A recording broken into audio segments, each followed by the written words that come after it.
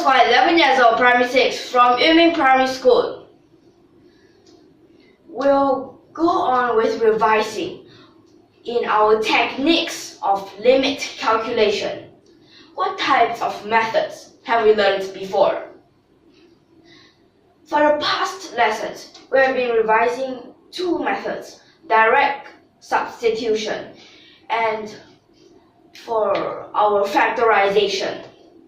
But now what would we have this time? To help us with our methods, we use examples to show us how exactly can we use these methods. Now let's take a look. The first example, limit x approaches to infinity, then you have x squared plus sine x over x squared minus cosine x. Now if you direct substitution, you can't. Because sine x, cosine x, they just we don't know what is their exactly fixed value. It just keep changing values. And that means we can't use direct substitution. But how about the factorization that we have learned before? Now factorization, we can't factorize anything here. So we'll need to use another method. Now let me tell you what is this method. So that is our method 3.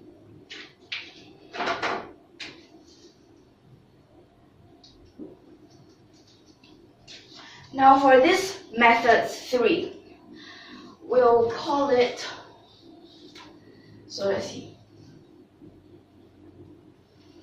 the conversion. Now what type of conversion is this? Now this is the conversion between something. But let's see, this first example, it says that we'll have infinity, but we don't want this infinity. So it's an infinity calculation.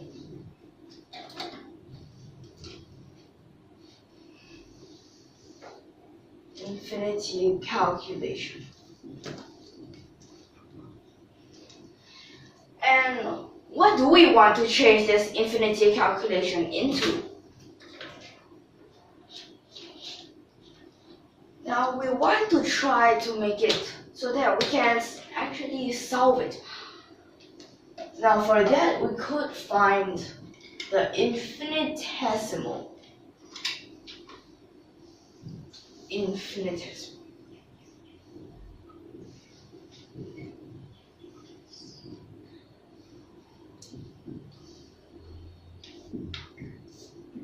Like this. So we want to change infinity calculation into infinitesimal calculation. It's like changing from a big number to a smaller number. So infinity calculations, sometimes we just, for example, limit x approaches to infinity, then this cubic root x. Now you can write this as this is equal to infinity, but you can also write it as do not exist, like this.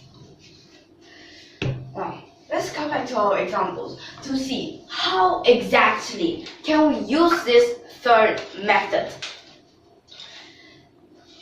For this first, okay, I'll write that down. Limit x approaches to infinity, then x squared plus sine x over x squared minus cosine x. Now let's try to make it smaller. We can divide an x squared on the numerator and the denominator.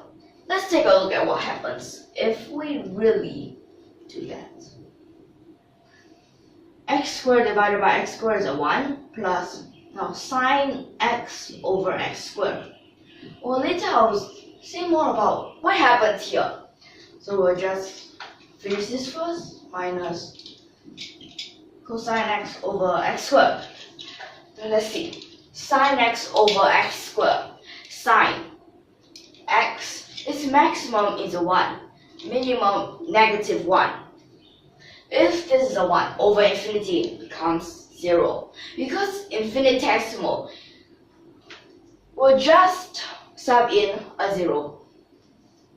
Now negative 1 over infinity, also a 0, since it's just infinitesimal. Then how about cosine x over x squared? It's pretty much the same thing. Since cosine x, its maximum is a 1, its minimum is a negative 1. So this also becomes a 0.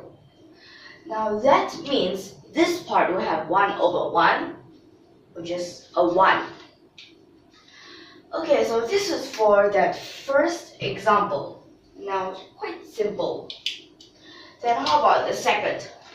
Now, this second example, we have limit x approaches to infinity. Then we have 3x squared minus 2x minus square root x, then plus 3. Then you have to over 4x squared minus 5x square root x minus 6. What happens if we straight away sub this infinity in?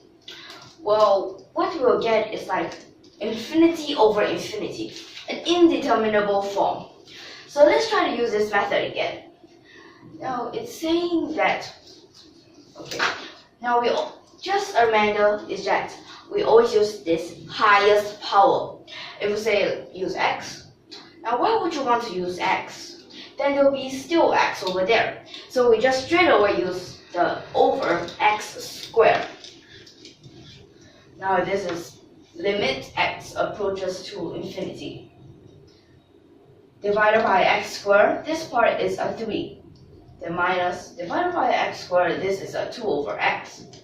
Then minus 1 over square root x cubed. Then plus 3 over x squared. Right? That's the numerator. Then for the denominator, this part is 4 minus 5 over square root x, then minus 6 over x squared. 2 over infinity, 0, minus 1 over infinity, 0, plus 3 over infinity, still 0, 5 over infinity, 0, 6 over infinity, also 0. So at last, it's just left with this constant. So it becomes 3 over 4. Now you see, with this method, it actually makes questions easier and it helps us to be able to solve these. Now how about the third? Now this third is a little bit different. We'll have limit, okay, we'll just follow it. Limit n approaches to infinity, and bracket n plus 1, then to the power of 10, then it's 2n minus 2, then to the power of 20. Now that you have to over bracket 3n minus 3, then to the power of 18, then n plus 4 is to the power of 12. Let's take a look at these powers first. 10 plus 20, we have n to the power of 30, to the power of 18, then to the power of 12. So we also have to the power of 30. Okay, so have to be careful. Both of them are to the power of 30.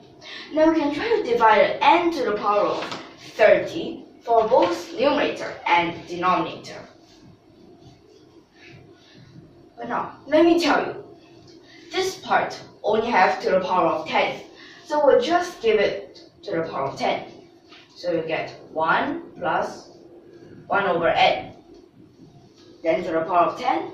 Then the other part is, so 2n becomes 2 minus 2 over n. Then to the power of 20. Then you have to over. 30 done. Now down here, we'll give this to the power of 18.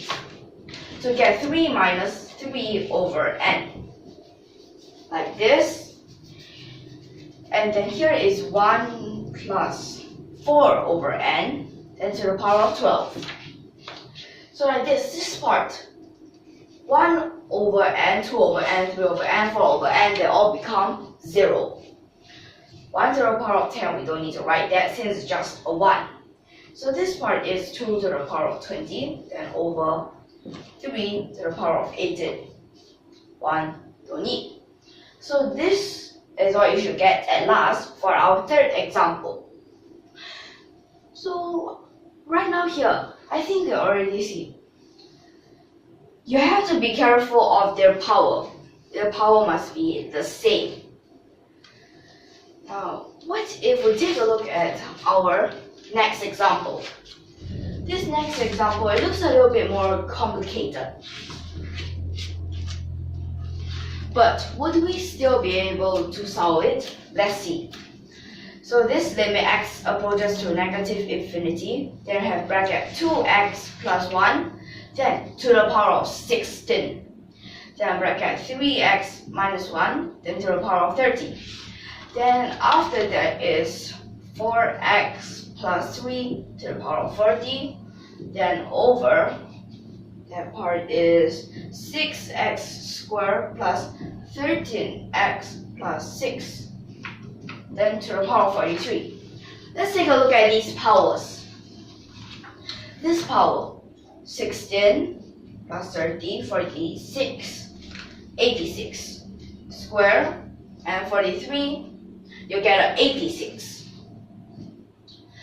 So now for this, the powers are already the same.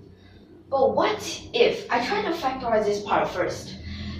Since it becomes so long, I'll try to factorize it.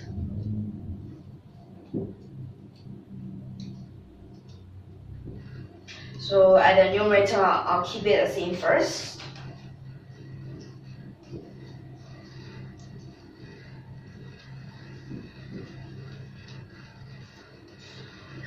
Now at this part, 6, 13, and a 6. You might think of 2x, then plus a 3. Then, okay, so here is to the power of 43.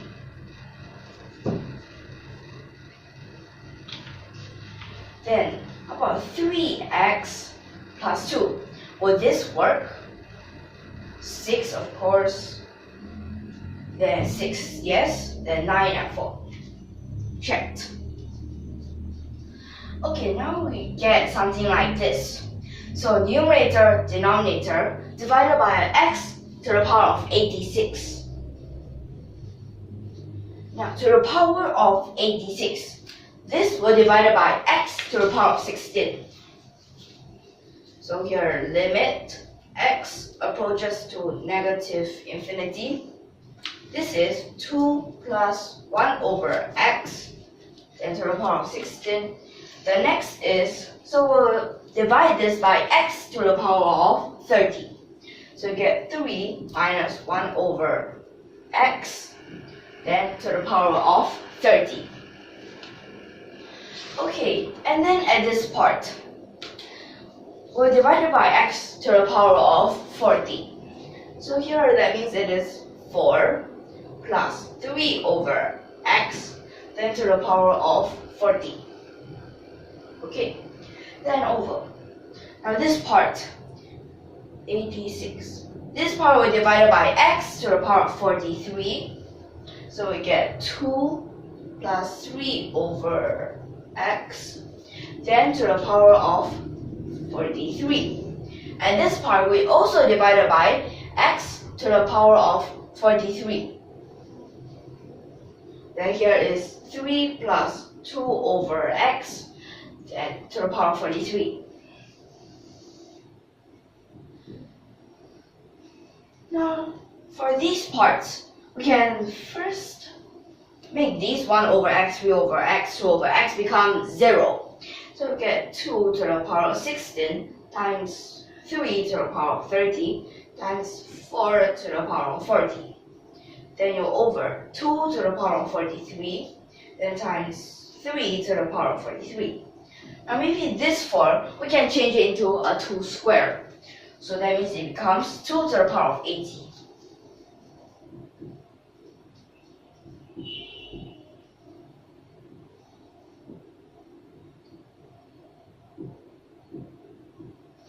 Now we get something like this. So the 2, we have a total of 96. Then 96 minus 43, 53. 2 to the power of 53. Then after that, 3 to the power of 30 over 3 to the power of 43, you get, okay, so minus 3 to the power of 13. But we don't need to continue with this since after that it becomes very, very complicated. Let's see. This conversion between infinity calculation and infinitesimal calculation, it gets very useful when you see these types. You can't use direct substitution, you can't use this factorization, and it's at the same time this. You have infinity.